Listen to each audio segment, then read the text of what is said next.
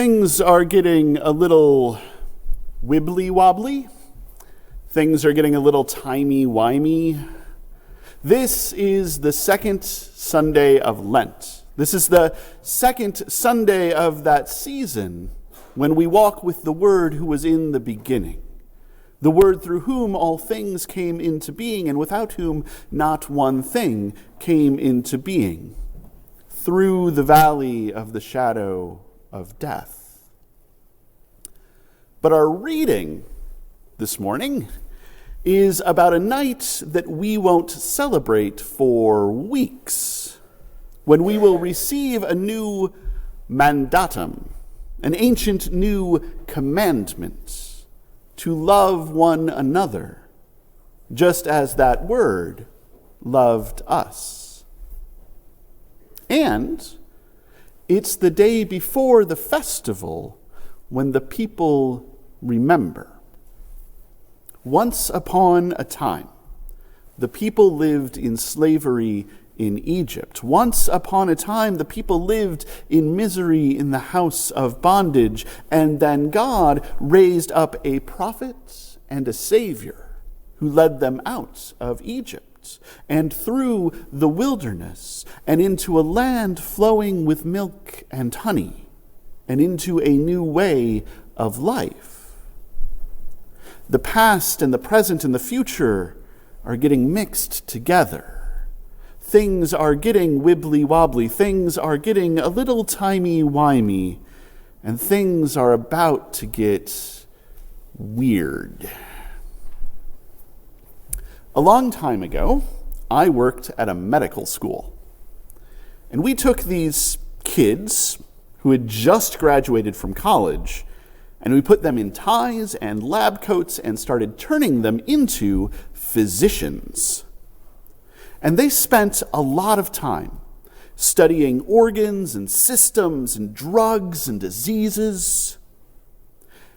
And one evening, every year, students gathered together and learned how to have dinner, what to wear, how to manage the dangerous combination of appetizers and small talk, which fork to use when, all of that kind of stuff.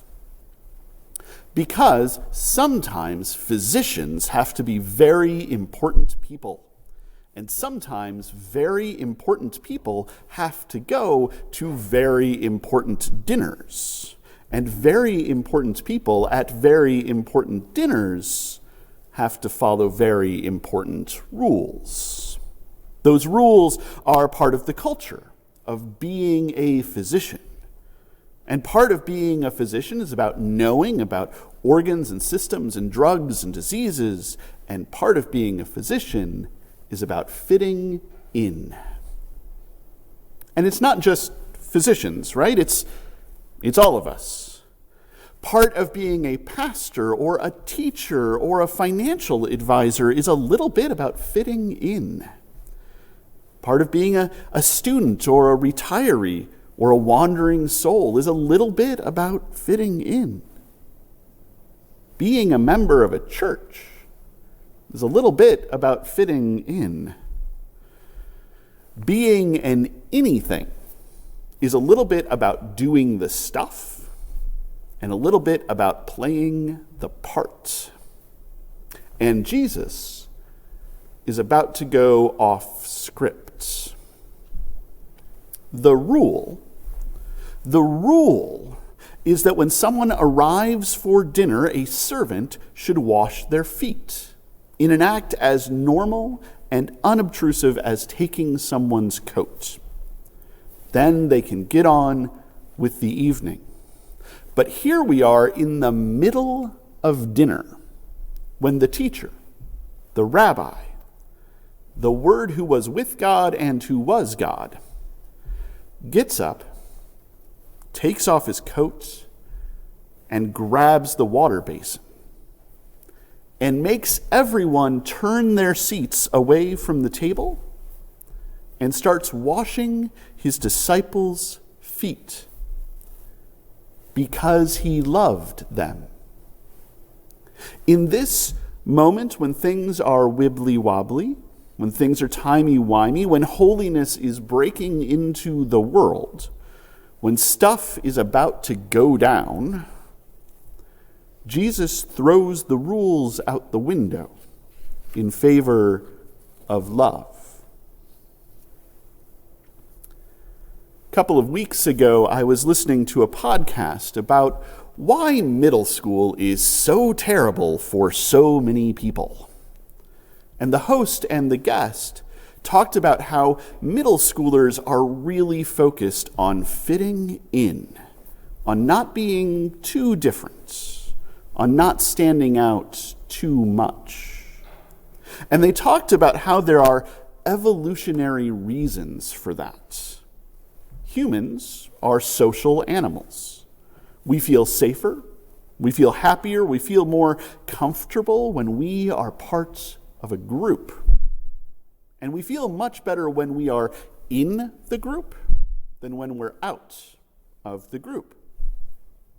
And there is real scientific research that supports the idea that our brains experience physical pain and social pain, the pain of being on the outs, in pretty much the same way. Being called a loser is not that different from getting hit. So it is a very important thing that we wear the right clothes and say the right things and like the right music, because it is a very important thing that we stay in the group. And it's been a while since I've been in middle school, but that tracks. And it's not just middle school. Even after we grow up, even after we grow into our weird, even after we find our tribes, we still want to fit in. So we learn what to wear to very important dinners and how to manage the dangerous combination of appetizers and small talk, and which fork to use, and all of that kind of stuff. We learn how to not stand out too much, how to not make waves that are too big, how to not draw the wrong kind of attention, because life is a little bit about doing the stuff and a little bit about playing our parts. We learn that the rules are more important than love, and that's wrong.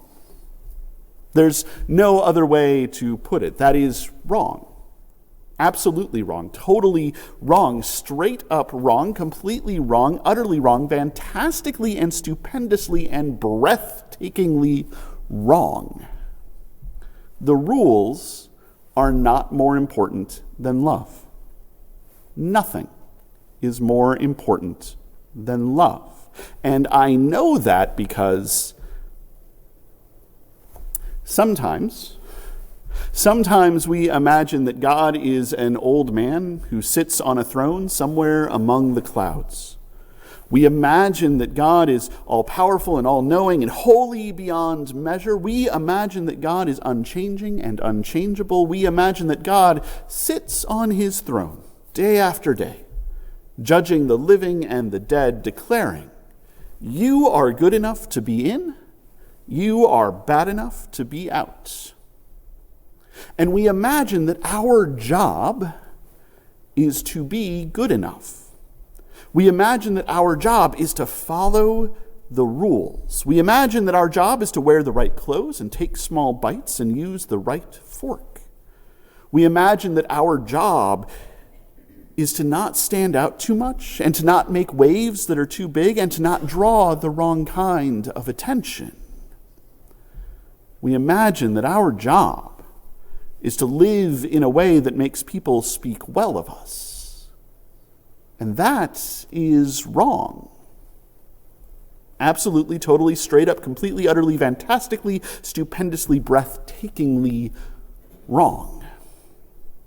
And I know that because God laid aside glory and became one of us.